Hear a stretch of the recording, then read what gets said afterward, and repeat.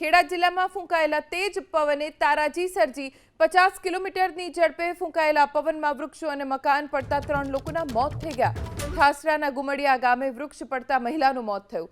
નડિયાદના આડીનાર ચોકડી પાસે વૃક્ષ પડતા યુવકનું મોત થયું અને મહેમદાવાદના રુદણમાં મકાન ધરાશાયી થતા એક યુવક મોતને ભેટ્યો। ભારે પવનના કારણે મૂળિયાદમાં 100 જેટલા મકાનના પતરા ઉડ્યા। ગઈકાલે સમી સાંજે જે રીતના ખેડા જિલ્લામાં 50 કિલોમીટરથી વધુની સ્પીડે પવન ફૂંકાયો ને સાથે સાથે કમોસમી વરસાદ પડ્યો। કહી શકાય કે આ ભારે પવનના કારણે કેટલાય વૃક્ષો ધરાશયી થયા અને ખાસ કરીને વાત કરવામાં આવે કે ખેડા જિલ્લામાં 3 લોકોના મોત પણ થયા। કહી શકાય કે 2 લોકોના વૃક્ષ પડવાના કારણે મોત થયા તો અન્ય એક વ્યક્તિનું મકાન પડવાના કારણે કાટમાળમાં દબાવાથી મોત થયું। અત્યારે આપણે મૂળિયાદ ગામે છે ને મૂળિયાદ ગામની વાત કરીએ તો મૂળિયાદ ગામમાં આશરે 100 જેટલા મકાન જે હતા તે મકાનના પતરા ઉડ્યા અને લોકોને આખી રાત જે છત વગરના ઘરમાં રહેવું પડ્યું। જે ઘરવકરી છે તે ઘરવકરી પણ એમની એમ છે, પરંતુ ક્યાંક ને ક્યાંક જે રીતના પતરા ઉડ્યા અને આખી રાત જે રીતના વરસાદ પણ વરસ્યો ને આ જ હાલતમાં લોકોને અહીં આગળ રહેવા મજબૂર બન્યા। કહી શકાય કે જે કુદરતે કરેલી જે તાનાજી છે તે તારાજી અહીં આગળ સર્જાઈ હતી।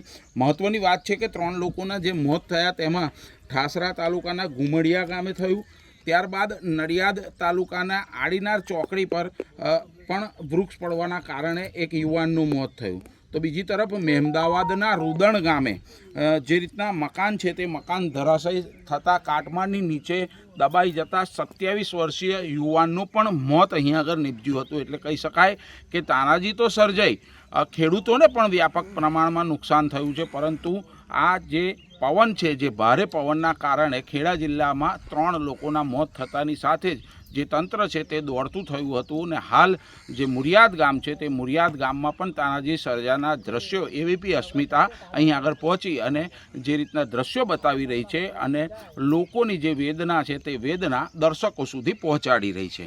જલ્પેશ પટેલ, એબીપી અસ્મિતા, મૂળિયાદ, ઠાસરા। ગઈકાલે જે રીતના મિની વાવાઝોડાએ તબાહી સર્જી આશરે 50 કિલોમીટરની ઝડપેથી જે પવન ફૂંકાયો હતો ને સાથે સાથે વરસાદ પણ પડ્યો હતો, ત્યારે મહત્વની વાત કરીએ કે જે રીતના તાનાજી સર્જાઈ અને જે લોકો છે તે હેરાન થયા। ખાસ કરીને વાત કરીએ ખેડા જિલ્લાની તો ખેડા જિલ્લાના ઠાસરા તાલુકાના અત્યારે આપણે મૂળિયાદ ગામમાં છે। દ્રશ્યો બતાવવા માંગીશ કે આ મૂળિયાદ ગામ આશરે 700 જેટલા ઘર આવેલા છે અને 2500 કરતાં વધુની વસ્તી છે આ મૂળિયાદ ગામમાં, પરંતુ આ ગામમાં આશરે 100 જેટલા ઘરના પતરા ઉડ્યા। એટલે કહી શકાય કે અત્યારે મકાન તો તમને દેખાય છે, પરંતુ મકાનની છત જે કહી શકાય કે જે છતની આશાએ લોકો હોય છે, છત મજબૂત છત માંગતા હોય છે, તેવી જ આ છત આ દ્રશ્યોમાં દેખાઈ રહી છે કે જે રીતના પતરા છે તે ઉડી ગયા। આશરે 101 મકાન એવા હતા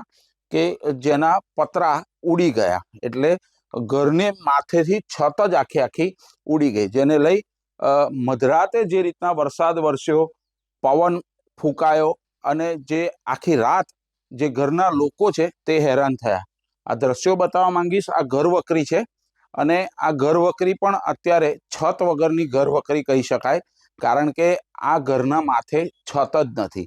અહીં આગળ રહેતા જે પરિવાર છે તે પરિવાર આખી રાત આ ખુલ્લી આકાશની નીચે, ઘર તો હતું પરંતુ છત ન હતું, એટલે માટે ખુલ્લા આકાશની નીચે તેમને રહેવાનો અહીં આગળ મજબૂર બન્યા। અત્યારે જે રીતના આ ગામ છે તે ગામમાં પૂરેપૂરું જે 100 મકાન હતા, જે 100 મકાનના પતરા ઉડ્યા। રાત્રે જ કેટલાય લોકોએ આ પતરા તો છે તે સરખા કર્યા, પરંતુ ક્યાંક ને ક્યાંક જે નુકસાની છે તે મોટા પ્રમાણમાં અહીં આગળ જોવા મળી છે। આપણી સાથે ગામના જ આગેવાન છે, તેમની સાથે વાત કરીશું।